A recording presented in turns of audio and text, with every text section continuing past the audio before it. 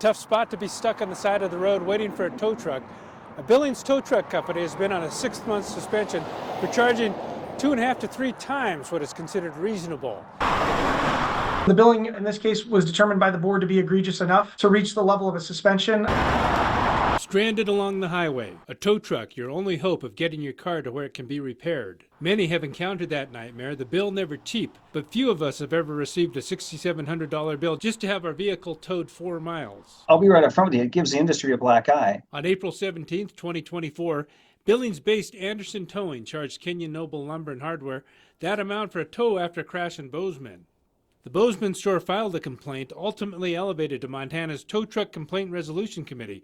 That committee's ruling? A suspension from the Highway Patrol's tow truck rotation for 6 months, which means when a stranded driver calls for a tow, Anderson won't be called upon to respond. 6 months, they hadn't handed down a suspension of that length previously. Scott Wolf is the president of the Montana Tow Truck Association. He says this incident is an aberration, saying 99% of towing businesses are good. But he says the review and suspension were necessary. Once you get a towing company's attention like that, I would hope that they would stay within the sideboards of industry standards. You kind of read through the complaint, you start to see the excessive fees, and they start to pile up pretty quick. Andrew Butler is a supervising attorney for the board that oversees the Tow Truck Complaint Resolution Committee, which broke down those fees.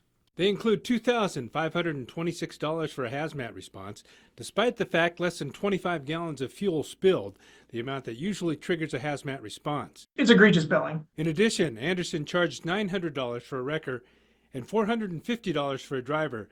The average cost for both, typically $272. You usually get the tow truck plus the driver. Well, that was all billed separately, and each bill was excessive. Then there was the $500 for traffic control signs, cones, and warning lights, which was a hazmat response truck, so there was a double billing.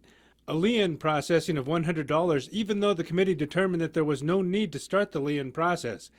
And the 4-mile transport, that was $110.60. A typical tow would cost several dollars per mile. Anderson's suspension from the Highway Patrol rotation is set to be lifted April 30th. Butler and Wolf just hope it will serve as a deterrent for Anderson and others down the road. It's a big step in putting some of these bad players on notice that they're going to be held accountable for their actions. In Billings, David J., MTN News.